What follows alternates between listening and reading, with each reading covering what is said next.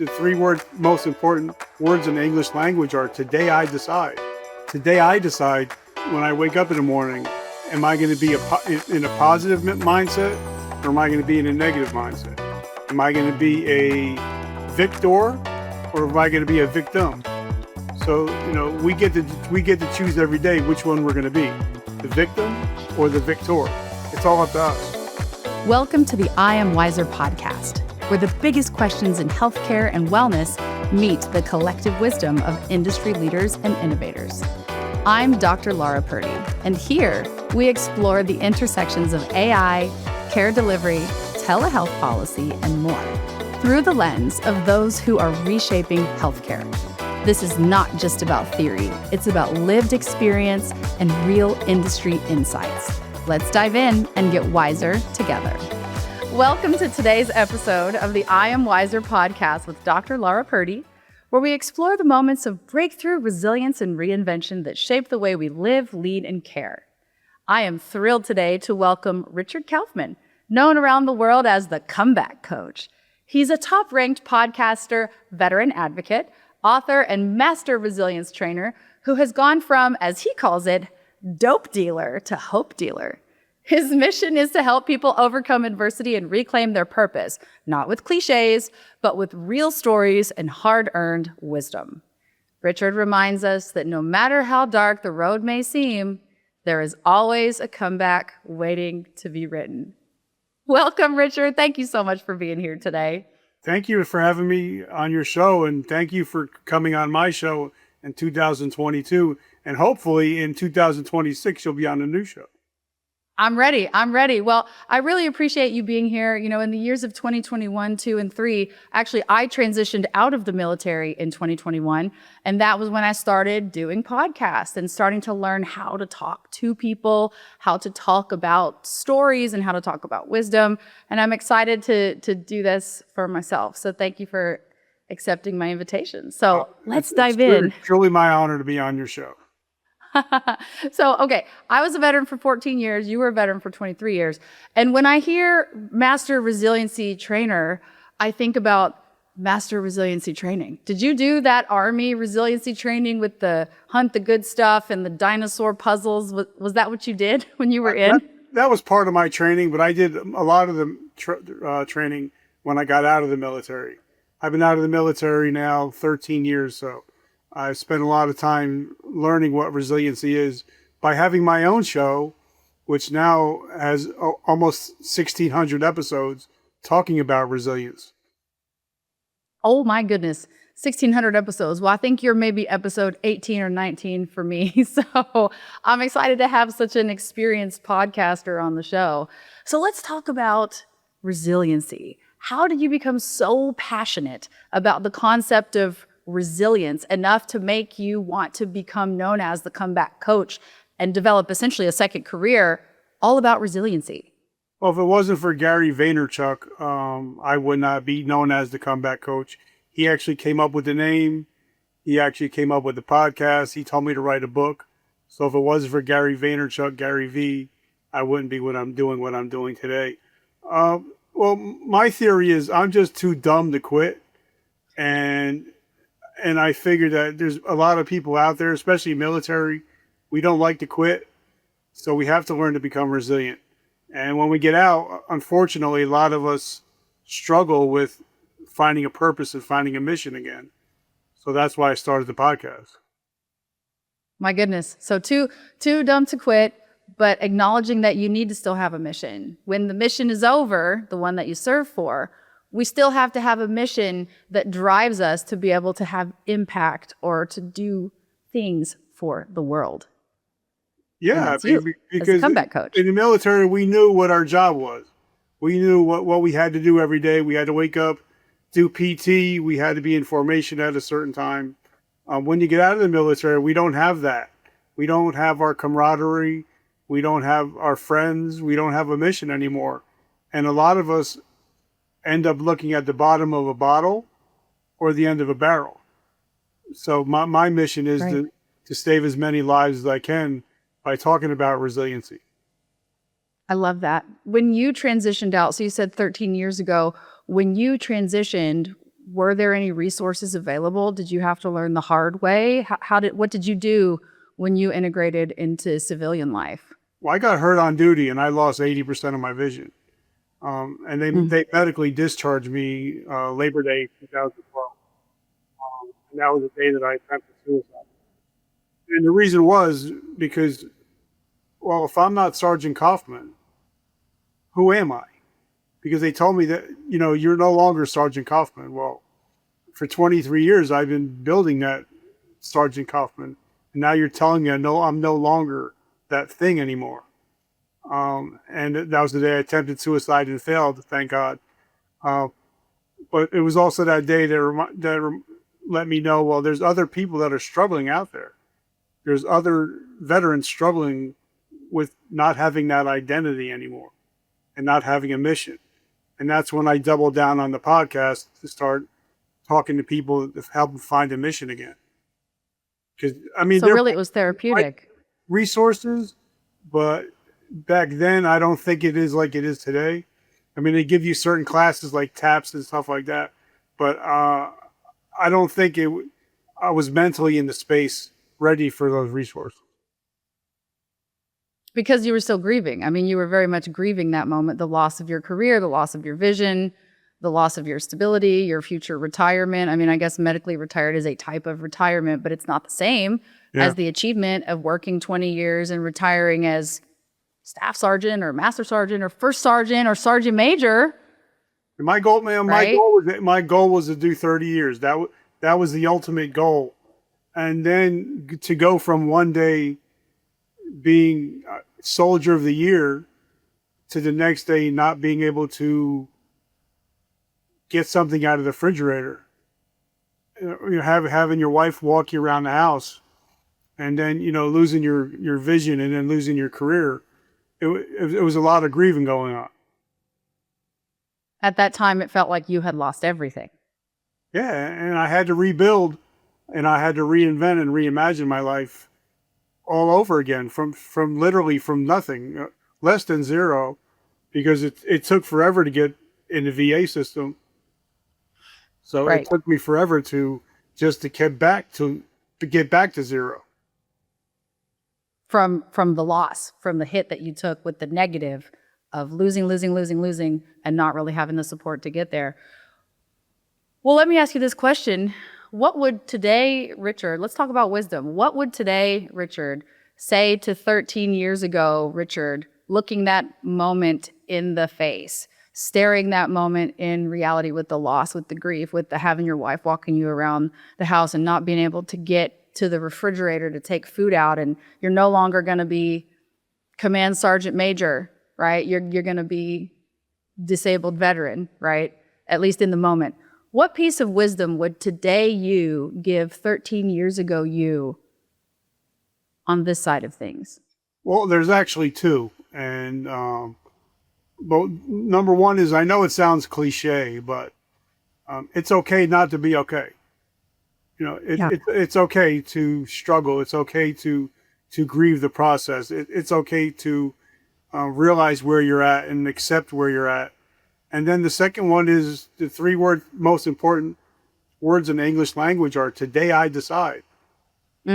Today I decide when I wake up in the morning, am I going to be in a positive mindset or am I going to be in a negative mindset? Am I going to be a victor or am I going to be a victim? So, we get to choose every day which one we're going to be, the victim or the victor. It's all up to us. It's okay not to be okay. And today, I decide. Let's go a little deeper. And you're right, it's okay that it's cliche, but you know what? I'm happy that it's cliche.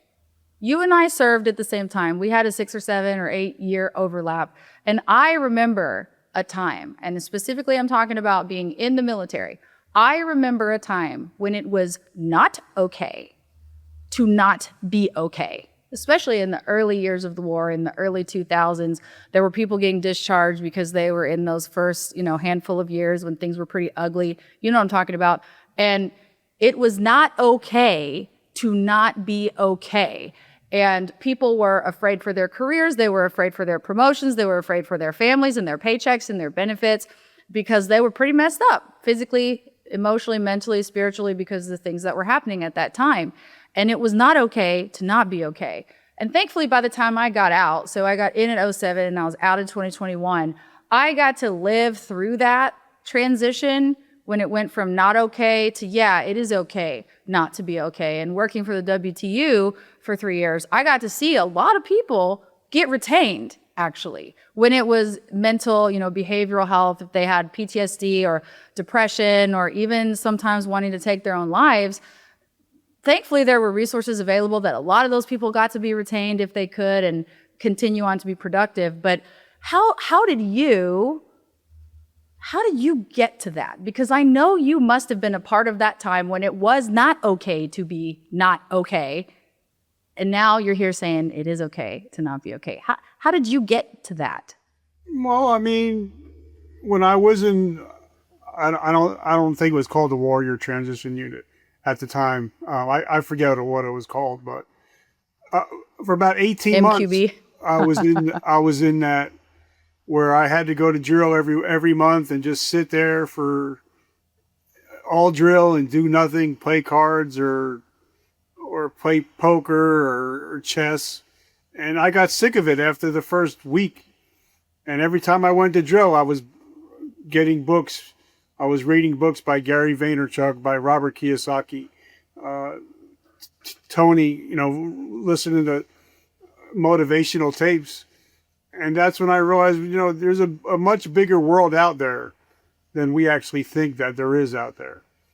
And that's when I started listening to podcasts, and I started listening to Gary, got to meet Gary, hang out with him for a while. But the first guest I've ever had on the show, he was a gentleman. He lost both his arms and his legs.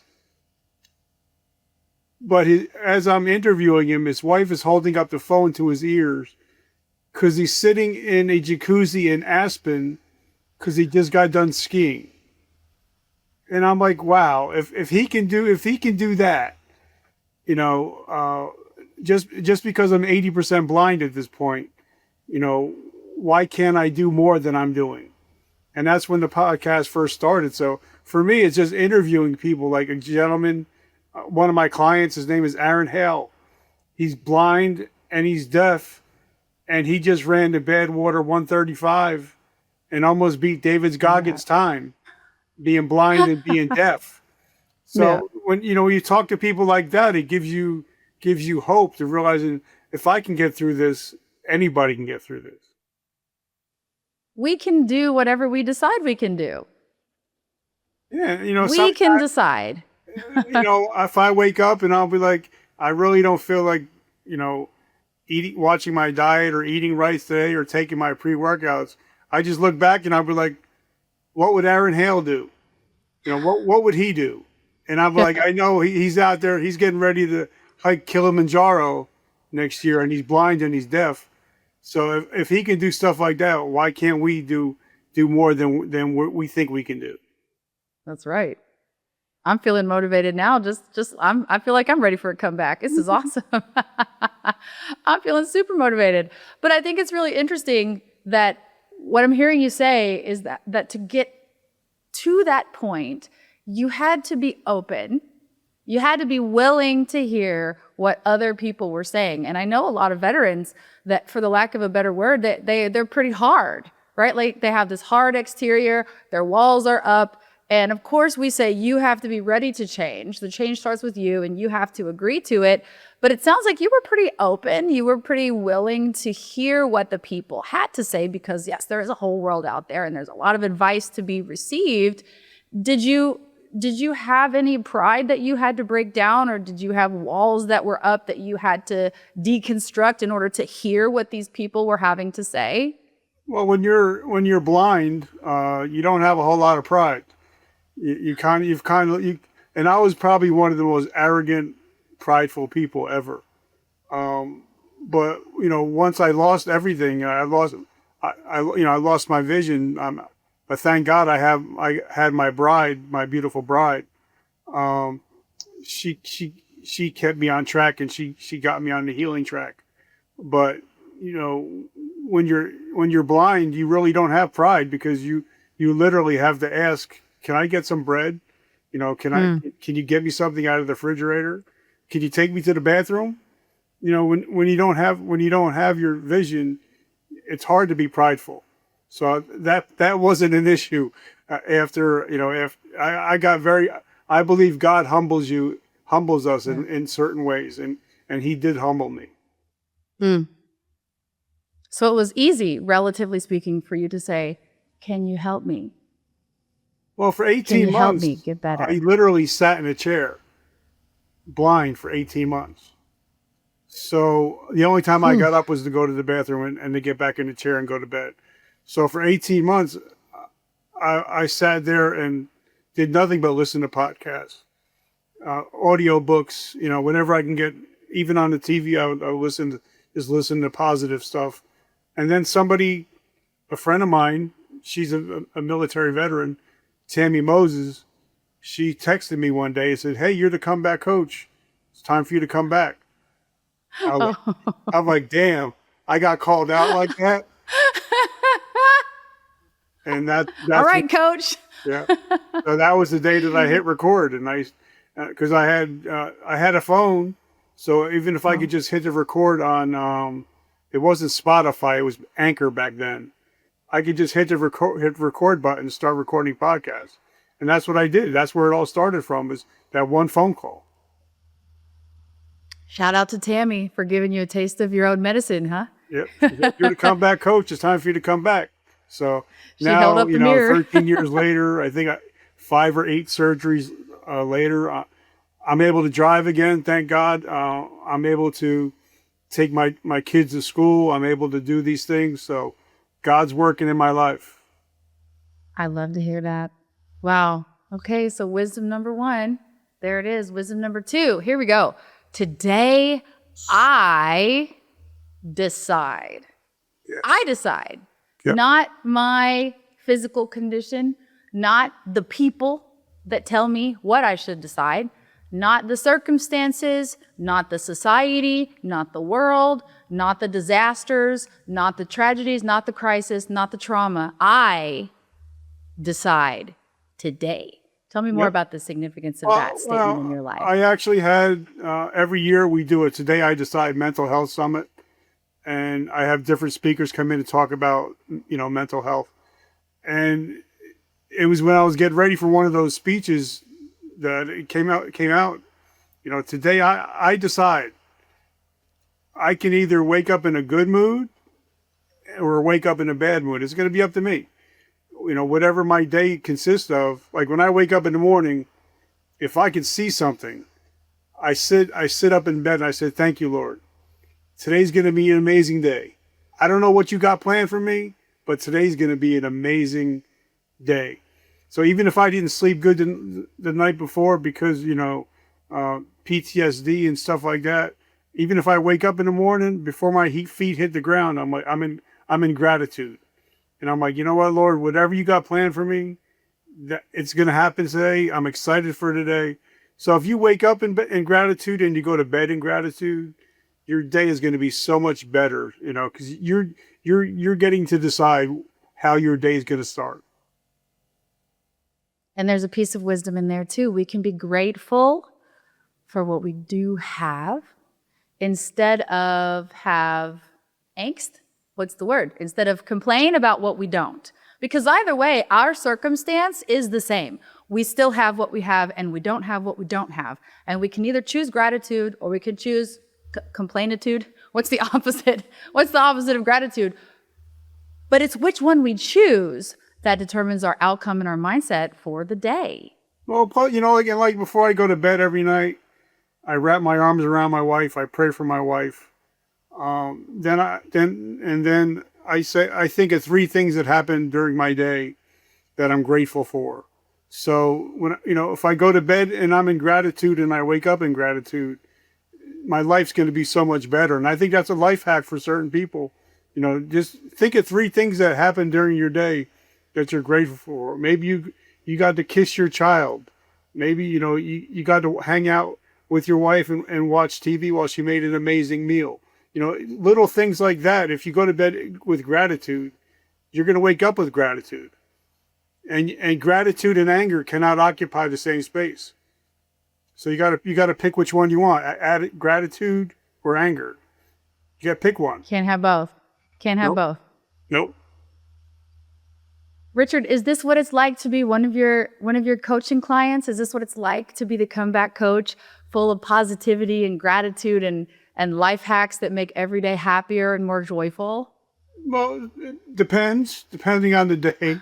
I love it. If I'm not the easiest person to be coached by, especially being prior military, we don't accept a lot of BS. I'll call you out on your BS if I think that if you're slacking. I could be like, "Hey, bro, you're effing up. It's time for you to start stepping up a little bit." So I'm not the easiest person, but one of my downfalls is I care about your success sometimes a little bit more than you care about your success. Because if you're successful, then I'm going to be successful. And I don't want to put my name on anybody that's not going to be successful. But, most of my clients, they're all successful. They're crushing it in life now. But I'll still reach out to them and be like, "Hey, bro, just thinking about you. Just want to let you know you're loved and appreciated." And I think that's the difference between being a coach and being a great coach, is that you actually care about the people that you're working with.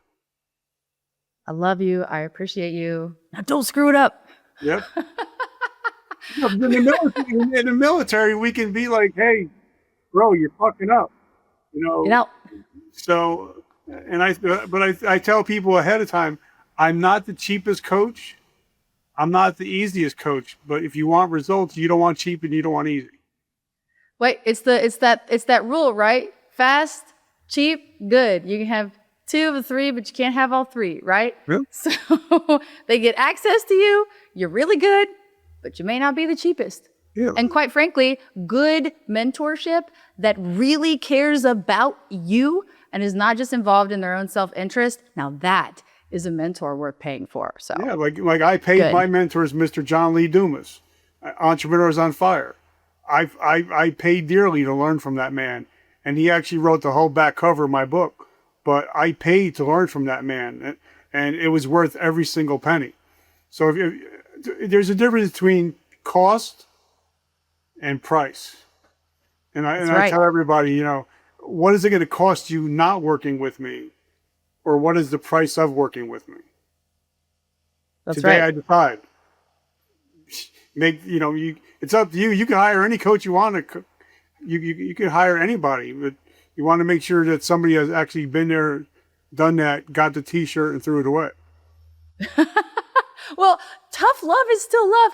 I don't think I ever heard one single person reflect back on a mentor who changed their life or who made them think differently about the world and said, "Yeah, he was so nice to me and he always told me what I wanted to hear and I always felt like he was my best friend and he never made me cry." No, nobody talks about their mentors like that. It takes that tough love to help drive change. So I love that you're out there giving that tough love. Yeah, I mean, even the greatest, like Tom Brady, wants to be coached up. Michael Jordan, Kobe Bryant, they love to be coached up.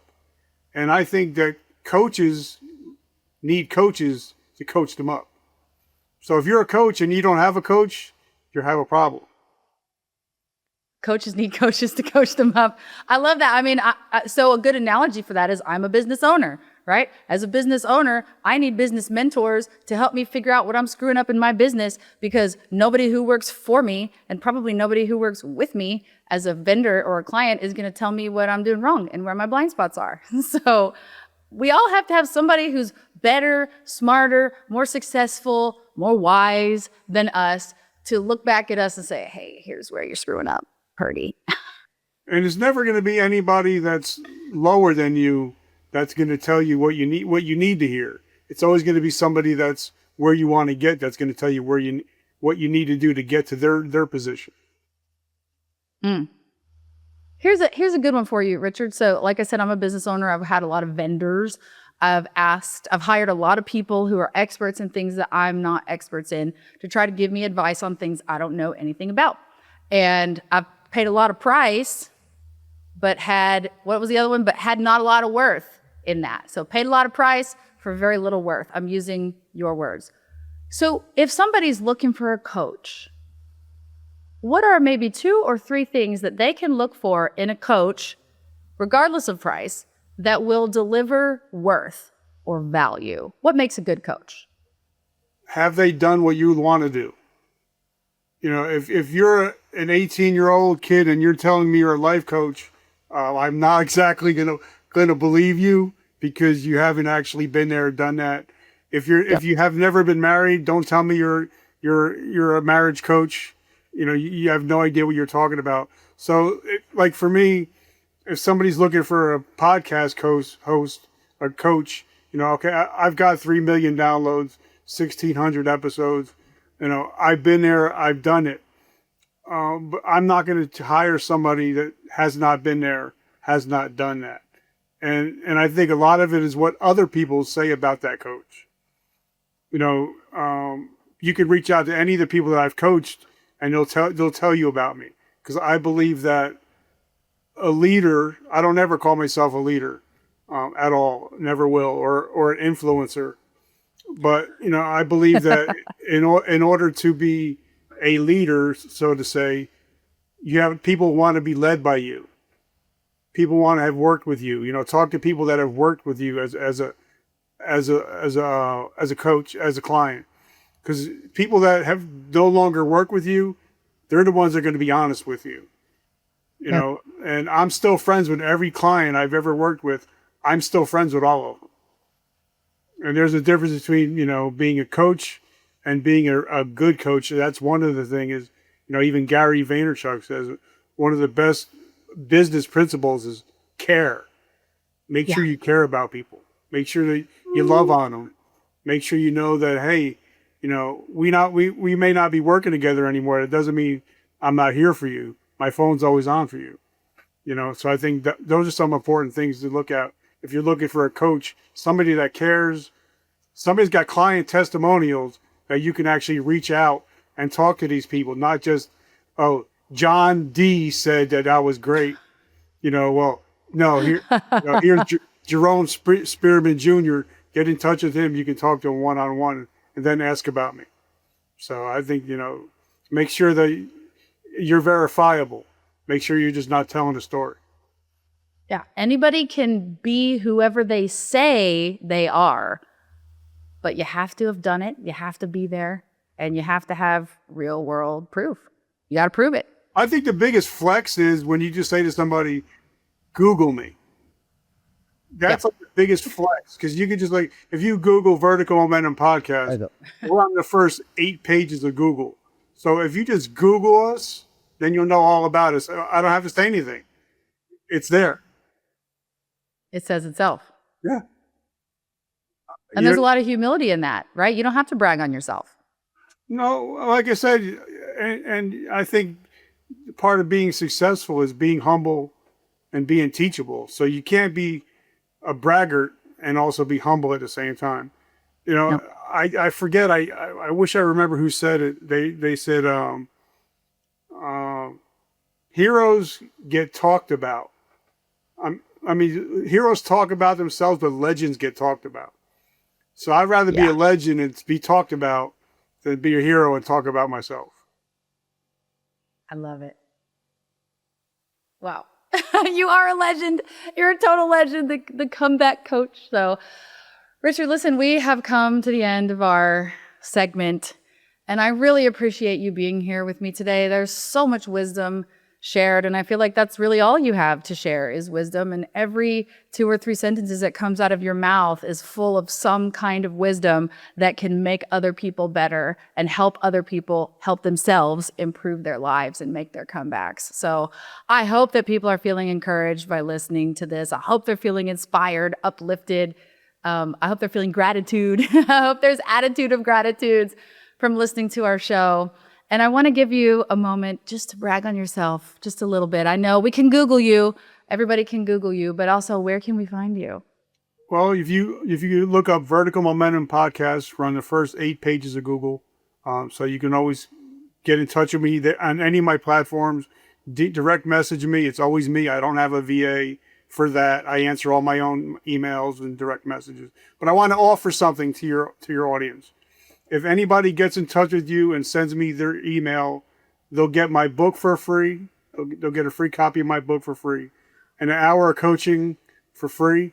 Whatever they want to be. If they want to be coached on life, if they want to be coached on podcasting, they get an hour coaching call from me. No upsells, no downsells. Just an hour of my time to spend time with your audience.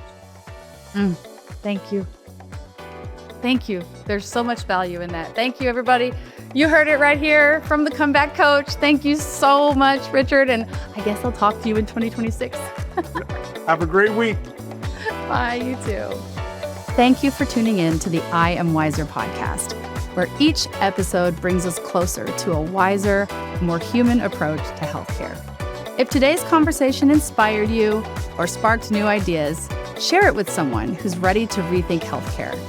And if you have a story or innovation that could light the way for others, reach out. We'd love to hear from you. This space is yours too. Don't forget to follow, rate, and review us on your favorite platform.